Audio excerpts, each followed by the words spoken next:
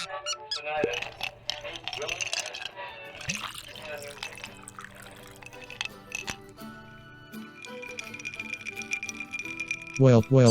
to the Scuttlebutt Podcast. There are lots of drinks, there are no rules, and it is a lot of fun. Relax, you are amongst friends.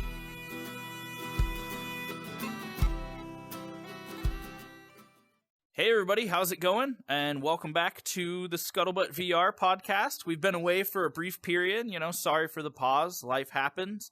But now, it's me, Theron, back with my buddy Hermes, here to talk about some VR.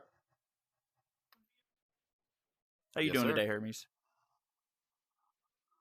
A long day, stuck in traffic, it got delayed even further, and, the usual shenanigan BS. We're still waiting on the wife to get home, but I'm looking that's a good Friday. Nice evening of...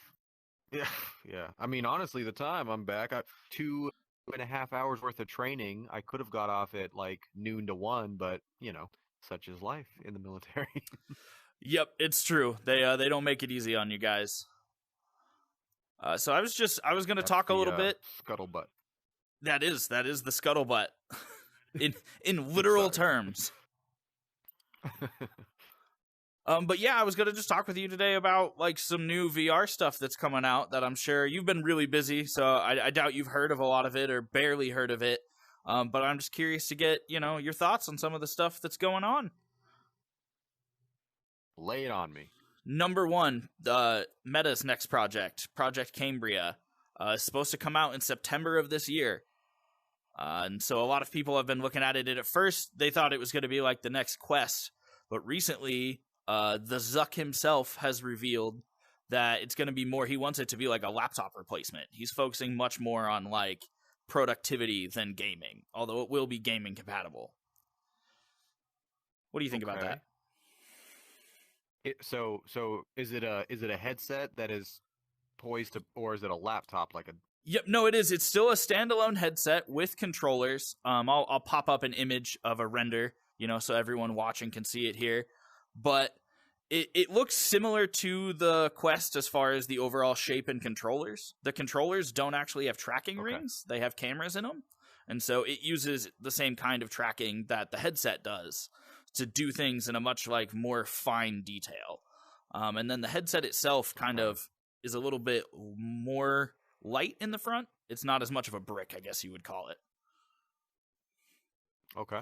It's clearly designed to be worn for a long period of time, I would say. Okay. So it's basically an update to the Quest. They're calling it something else and will refine some of the better qualities of the Quest and focus and market more heavily towards, like you said, the productivity versus the gaming. Whereas this was an intro into more of the gaming, and then just had the productivity as the additional. Yeah, I think that they're trying to do the Quest line as gaming with a little bit of productivity, and then whatever the Cambria line ends up being as productivity with a little bit of gaming. Because they've said that they're still going to keep making Quest headsets. There is a Quest 3 that's being worked on that apparently isn't coming out until sometime late next year. But the Cambria is supposed to come out in September timeframe, from what I've heard. And the part that really shocked me is there's been a lot of discussion about the price, because everybody knows that the Meta Quest 2 for $299 starting price is it's the cheapest headset you can get realistically, no matter whether you want to do standalone or PC VR. I've heard numbers thrown out around $800 for Cambria, and Meta have they didn't confirm that, but they said that that's probably on the low end. So it's possible we could be looking at a $1,200 or a $1,300 headset coming from Meta. Okay, it better be damn worth it. In comparison to other headsets, is that comparable? Well, and that's kind of technology and the price. They're definitely doing a lot of new things, but that was kind of what I wanted to ask you about, is that when you hear a number that big, what should that do for you? What are you expecting out of a device that costs that much? I mean, you're a Mac guy. That's a typical cost of a MacBook. Exactly. So for that price, I'm going to say it's let's just say 4 times the price of a Quest right now. Let's say it's $1,200. It's 4 times the price of a 4 times the price of a Quest. It needs to be able to do 4 times the shit at like minimum. So like a Mac, for example, like a MacBook versus let's just say not an iPad or an iMac, right? All of either a solely desktop or a mostly mobile or somewhat in between, right? No, the MacBook is sort of like the in between. Is more not quite a desktop, not quite as powerful when it comes to like, the storage space and the general RAM and, all of the multitasking it's able to do. And it's usually 400 or so bucks cheaper. Whereas the iPad is solely mobile. It really doesn't have any storage on it. It doesn't really have, a whole lot of RAM, but it does have a lot of multitasking, a lot of mobility when it comes to apps and things like that. And that's usually even 400 less than the MacBook, usually somewhere around 1,000 to 700 to 1,000. MacBook is usually somewhere between 1,000 and 1,500, and the actual iMac is usually 15 to 2,000. So in that comparison, it needs to be up to the snuff of like an iMac. It needs to be able to handle a lot of storage. So like movies, it needs to handle all of the movies. And if it's for productivity, it needs to handle very accurate hand tracking. It needs to be able to multitask multiple things at once. It needs to have much better spatial tracking recognition. And honestly, it needs to have, and microphones, like we were just troubleshooting before we started recording this. If we're doing this for podcasting and productivity, it needs to have awesome mic, awesome headphone, at least attachments and adaptions, all of that. But honestly, it needs to have something above and beyond what just a normal headset has. Like at least one feature that you can only find on that headset. And if that's maybe like some feedback, like some haptic feedback situation, or maybe some feedback attachments that makes it easier to hook that stuff up to the headset, because like the Quest, but is that really has, productive? like the headphone jack. Like what kind of haptics are going to help you be more, get more stuff done in the office necessarily? Hands is going to be a big one for me. But you have haptics in the controllers.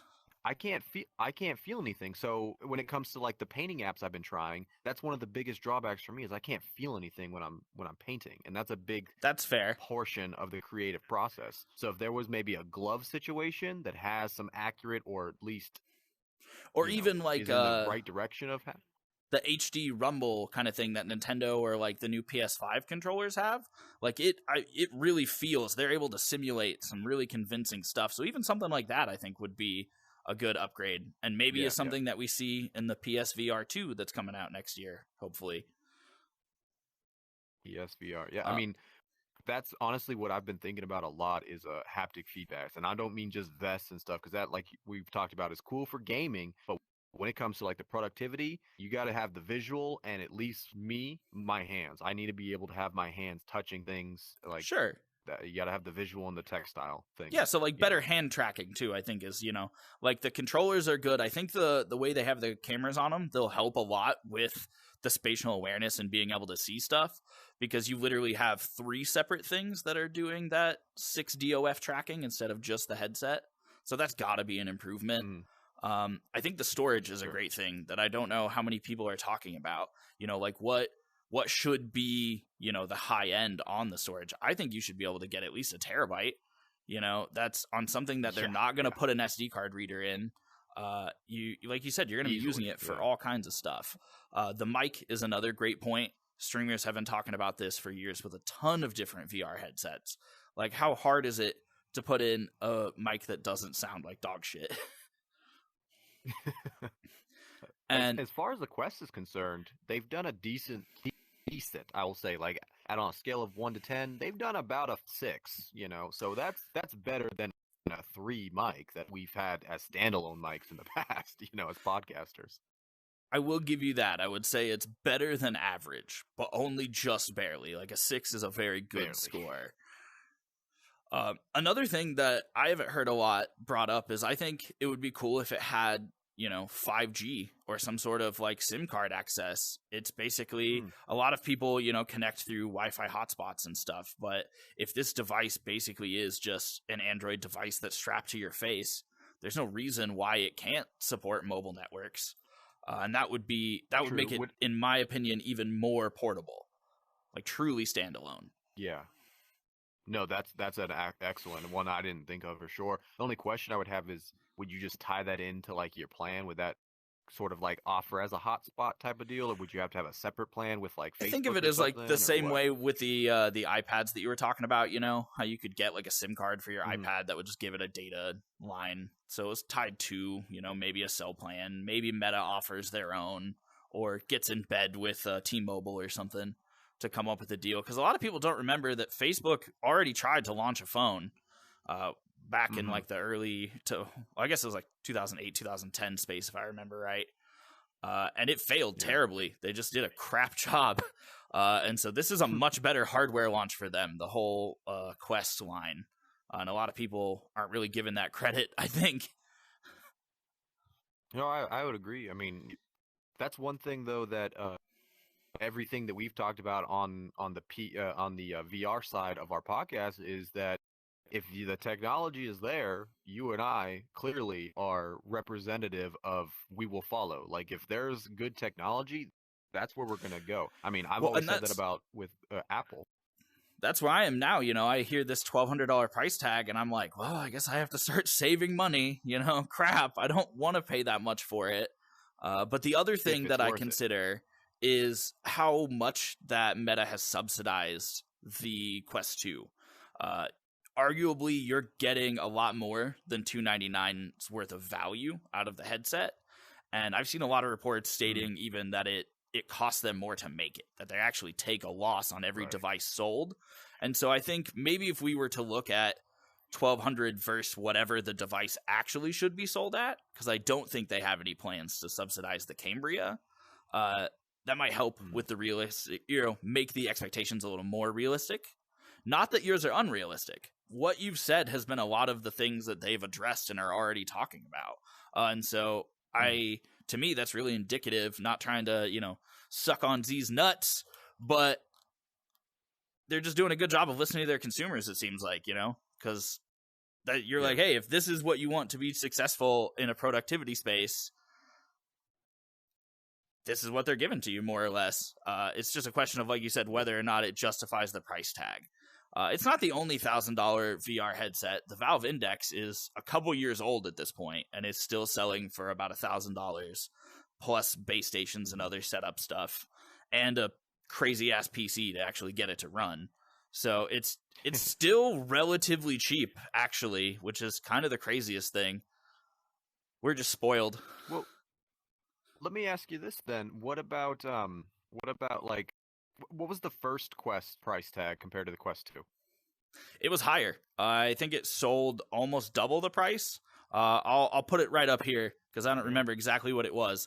But I know a lot of people who had the Quest 1 who are actually really angry when the Quest 2 came out. Because they're selling it so cheap that no one will I can't even sell mine at like a good used price to afford the next one. Like I feel like I'm getting ripped off. Because, you know, why would I pay my friend $250 for his Quest 1 when I can pay $299 for a brand new Quest 2? Yeah. And that's kind of what I'm getting at in like that. I have two ideas there. Is like Meta or Facebook or whatever needs to be cautious of this, because if they come out with like a $1,500 headset and it technically on paper compared to like the Quest 2 is worth it, then they have all of these people buying into it, and then sort of like they did with the Quest 2, come out with a cheaper, better option because they got better at the technology, they have a foundation of money, and then because I know people are only going to fall for that so many times. So maybe if they price this one as like the first version at a more reasonable price, more equitable price, like $700 or so, and then have an substantially improved version of it for just for $1,000 or $1,200, you know, just a little bit more, but is like 3 times the product.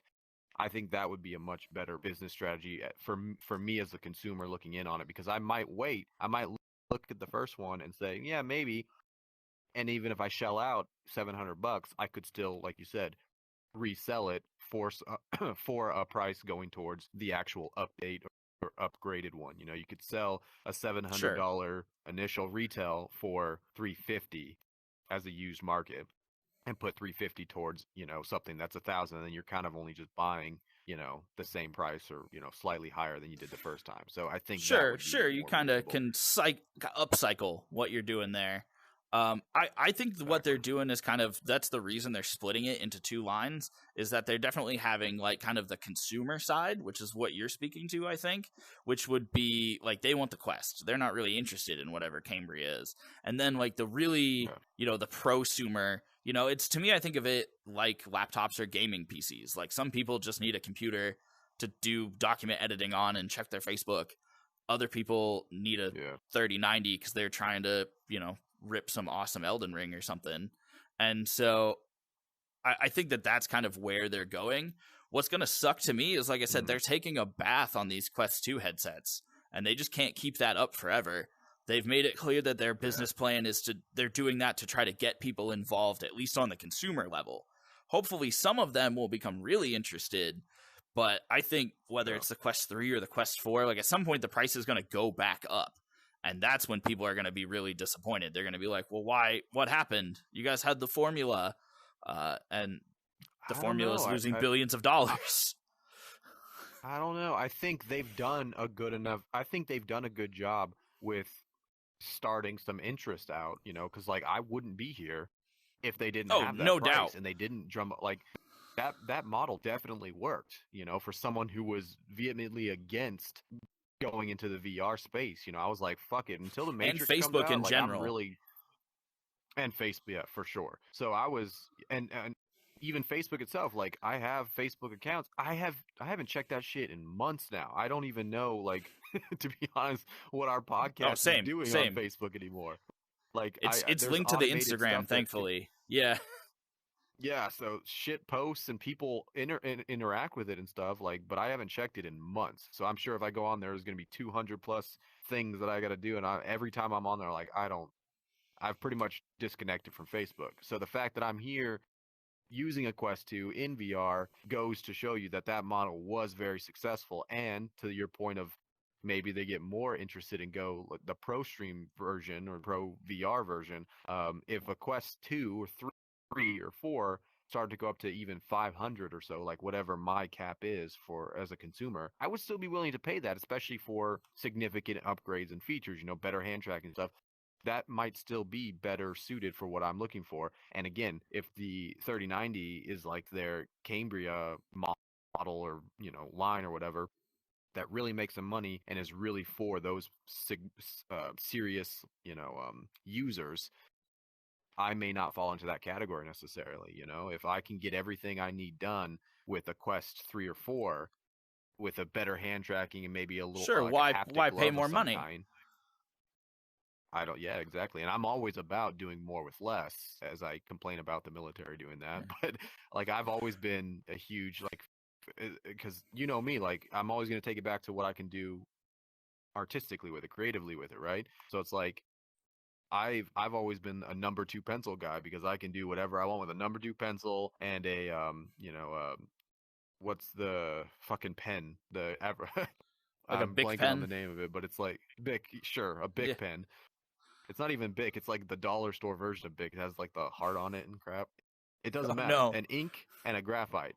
Ink and graphite. You give me those two things, fuck it. I can put something together. I don't even need an eraser half the time. So with the Quest 3 or 4 will probably, just off the top of my head, probably do the job for what we're doing here, Even the Quest I would 2 have is to doing completely it just agree fine, with you. So. And that's one thing that I would really, that jumps out to me while you're talking about that is how much they've updated the Quest 2 just since I've owned it. I got it over a year ago, and they've done a bunch of updates. And even as we were just complaining about them senselessly moving the menu around, which is still really annoying, they have updated the hand tracking recently. So now games that take advantage of it have way better hand tracking. They've done a bunch of stuff to make it, added file browsers, just make it a little more friendly and accessible, and have shown that they're not just going to put it out there and forget about it. And so that does make me hopeful for the Quest 3 and the Quest 4, that, like you said, they're going to keep pushing those features and those innovations. And it's going to start at the high end over in Cambria and then kind of just trickle down into the Quest line. I think is a best case scenario as far as their business practice goes.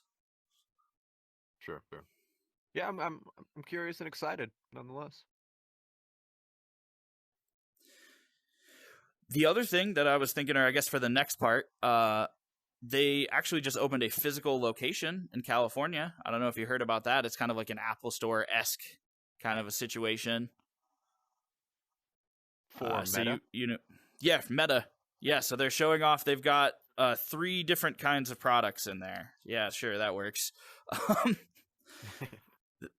They've got the Quest headsets, the Quest 2, and then they have this, they're like Portal. It's like a weird speakerphone video chat thing for like old people who don't know how FaceTime works. And then they have their collaboration with Ray-Ban for their like snap shades that have cameras and Bluetooth built into them. So it's like a, I don't know, like a life recording, a Dear Diary kind of situation, I guess. And then you can use them as like Bluetooth headphones and take phone calls and stuff too, which I think is really cool. I would be interested in getting those if not for the fact that you also have to link them up with a Facebook account. And with my headset, that was totally okay with me because it's not like I do anything in here that really relates to the rest of my life, honestly, aside from this YouTube channel. But that's not the case with just video and audio recordings of my everyday life. Facebook doesn't need those. Yeah. Not that I'm suspicious, they just don't need them. I'm suspicious. Yeah. I'll fucking say it. You sell my shit as we found the imposter. Fuck out of here with that bullshit. I don't need ads and data being sold for every fucking advertisement out there to have a virtual profile because we've said it a million times, but I mean I have at least, but that shit doesn't end well. Like even if it starts well, and you get an ad on your feed, you're like, that is really interesting. I'm really interested in that. Or they're just using it to build better products, with more data. It always starts that fucking way, but all it takes is that last fucking domino to fall, and all of this all of this data from the last 10 years and all this shit, it only takes right? The it's one being bad saved. apple for it to go wrong. I don't like that idea. I do not like that idea at all. It's just history, man. Alien Hermes everywhere, man. No. Fuck that. I have opted out. As soon as I understood it, I have opted out. I have opted out of humanity. I'm done with this. VPNs, pseudonyms, anonymous, wherever I can be it. I use Tor, I use proxy servers. Yeah. Do it all as best I can. And if NSA wants to really fucking get me, fuck you, NSA and FBI and whoever else. Well, Chris, my FBI agent, he's pretty cool. He watches porn with me a lot. We're good. We're on good terms. And this seems like a perfect time to cut away to our VPN sponsor commercial. No, I'm just kidding. Somebody should sponsor us though. Like it'd be nice if we had one of those. The coolest part of the in-person store, though, I think, is that they actually are letting people try quests in person. And that's a thing that we've talked about a lot, is that you can't accurately describe how cool virtual reality is. You just have to try it. And so I like that they have a little space set up for people to do a demo unit.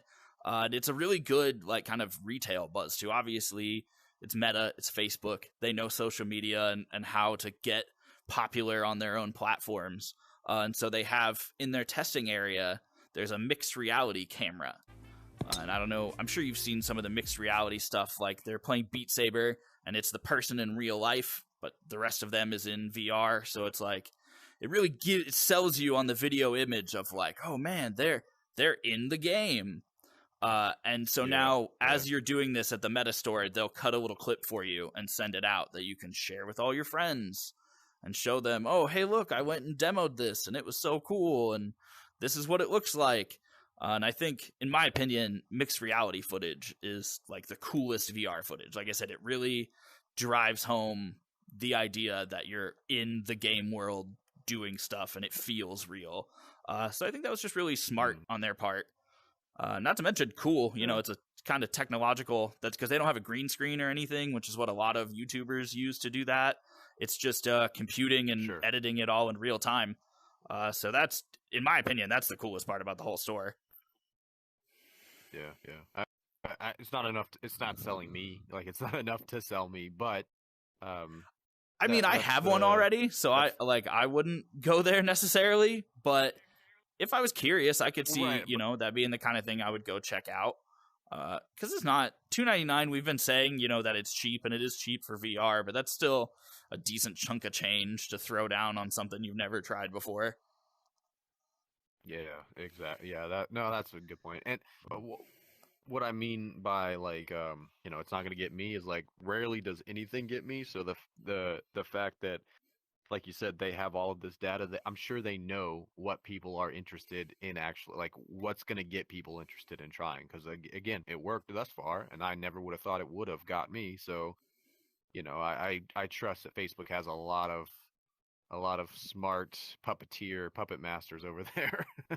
Speaking of puppeteering and puppet mastering, here's another thing that you're going to hate about the new Cambria headsets that I just remembered. I won't hear it. They're gonna have face, eye, and mouth tracking. So the idea is so that your avatar can do realistic, movements, and it actually tracks what you're doing. But it also is, Facebook literally tracking your facial expression. Like, you think they know what your favorite kind of porn is now? That's what I'm saying. Your buddy Chris will be over there like, oh, he made the face. He made the face. What you're saying is that's just facial recognition software and facial tracking software for whatever ultimate means, but with extra steps, right? They're just saying, oh, no, it's eye and mouth. It's not whole face. It's just eye and mouth. It's not your whole face. It's just, this much of your face. Yeah, fuck off. How about that? I'm going to turn that shit off. I have never once used a Face ID on any of my phones. You know what? I believe that. He doesn't even take selfies. No thumb. No thumb and no Face ID to unlock my shit. Not a single phone. It's always the old school method. And I change that shit like monthly. So you telling me that Facebook is going to put it in the headset? Well, count me out. Well, then I'm changing my headset monthly. My eyes. You just have 3 of them that you just continuously keep wiping. You gotta in the future that'll be a thing. With my face, though. You got burner headsets. Probably. You just wear. Faces. That's what I'm thinking of. Exactly. You just pop an anonymous mask on before you play. That'll really show them what's up. Fuck you, Facebook. Oh, that's funny. I can't wait to see some of the stuff that comes out of it. I was really surprised when they announced September. That's like really soon. And even though I definitely am not going to be buying one in September, because kind of like you, I want to wait and see, not even necessarily when they come out with the next one, but I just want to see, is it worth paying that much for? Right.